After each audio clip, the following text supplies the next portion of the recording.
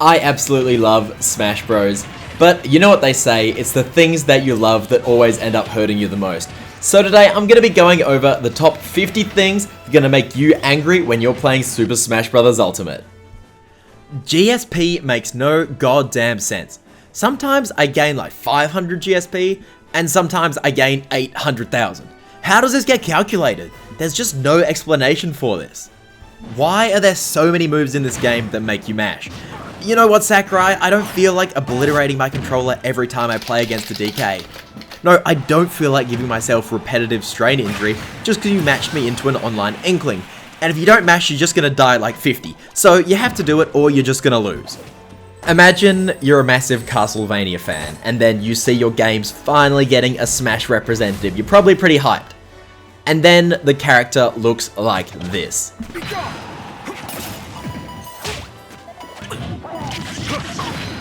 That makes me pretty angry. Why do some Final Smashes suck so much when Zelda's exists?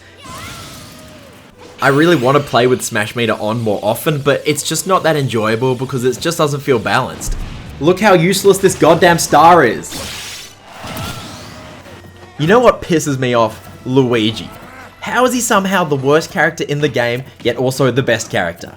You mess him up so badly as he misses 10 grabs in a row, and then he hits one of them, and then you just die. His neutral is possibly the most brain-dead and stupid thing, while the risk-reward is completely unbalanced compared to every other character in the entire game.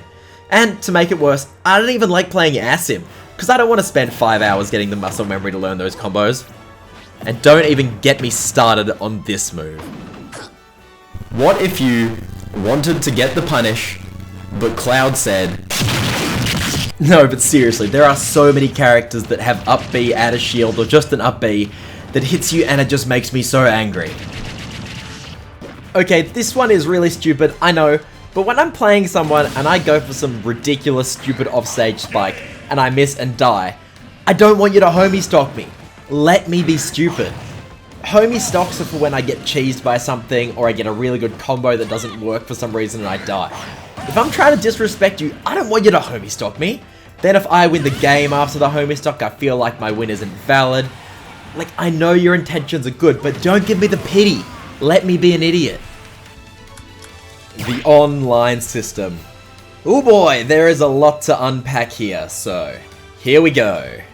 Why do I get banned for 30 minutes if I disconnect, but I always match into the laggiest people in the universe? Why can't I change character to rematch someone in quick play? If I'm having good matches but I want to change to my main, I can't, otherwise I disconnect from them. Let me taunt online. Why do you put taunts in the game if you're not allowed to use them? SDing for some reason makes you lose 2 stocks in online, but it does it in offline play? I don't understand that. If you have spectators in your battle arena, it makes you lag more because Nintendo doesn't actually host any servers for the game. In your quick play rules, either you always play on Battlefield, always play on Final Destination, or you have to play on every single stage in the game. There's absolutely no middle ground to have illegal stages enabled. I have no choice when it comes to what I get my opponents from. I may get mashed into someone from halfway across the world and there's no indicator of their ping, region, or the amount of lag I'm going to face. People can turn off their internet when they lose and I don't gain any GSP for that. If you either get Elite Smash or fall out of it, it disconnects you from your opponent so you can't rematch people if they knock you out. There's no random character option in quick play. When you use a move while you're lagging, it just completely disappears and the lag eats your input and then you die.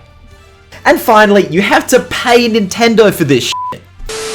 When you get hit by a move, it's a multi-hit move, and it looks like it's gonna stage spike you, you're gonna get ready to tech, and then sometimes you just fall out of the move, air dodge, and then fall into the blast zone.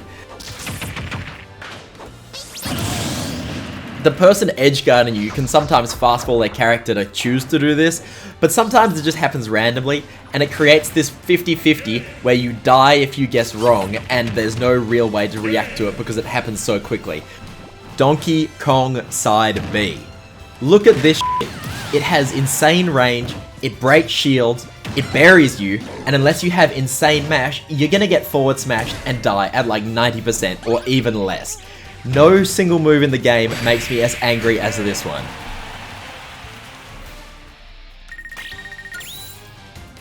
Most characters in Smash Ultimate just have an awful standing grab range.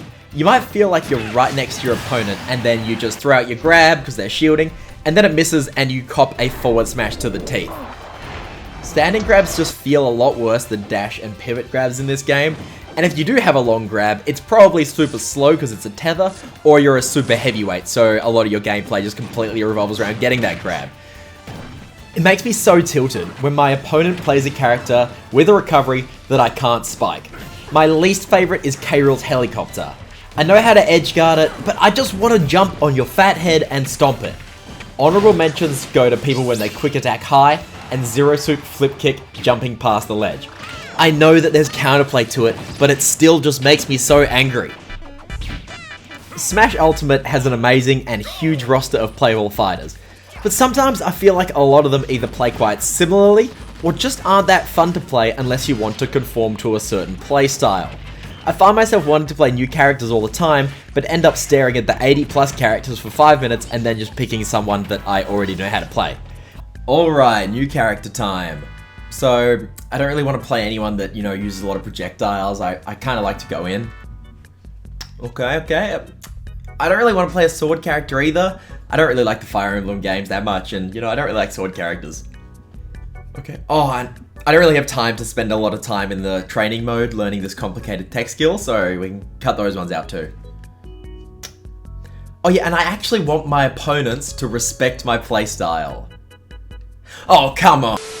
Sometimes the game doesn't know a move is going to kill, even with good DI, so it doesn't trigger the zoom in at the end of the game, and then your friends think you don't know how to DI goddamn Pikachu up through, and then you get made fun of, even though you were trying your hardest to get that stupid character. But even PK Beats doesn't know why this happens, so I can't explain it without looking like I'm constantly joning. Yeah, it makes me angry. I would rather throw my Nintendo Switch into a river than play this smug-looking, pollen-blasting, whip-cracking, palm tree-looking dog reptile abomination. The up air is huge and it kills so early. It's easily one of the best up airs in the game, so you better hope you're not stuck on a platform or you are in big trouble. Down air invalidates so many recoveries, and even though it isn't that strong a lot of the time, it almost always sends you far enough down that you either will die anyway or you'll just get down aired a second time. The up B sweet spot is really strong, but it is a hype move to hit because it's really small, is what I would be saying, if it didn't have so many true combos into it and 50-50s which either force you to die to up air or die to the whip. But Hopcat, just edgeguard him, I hear you saying. If you send him off stage with no jump, he's just gonna change to Charizard and come back. I know there's counterplay to Ivysaur and it's not like he's overpowered, but I hate this thing with every cell in my body. If you're playing offline, the game makes you pick your character every single match. There's no option to just do a rematch with the same characters. And for some reason, the game can't load the alternate colors of a character at the end of the roster properly.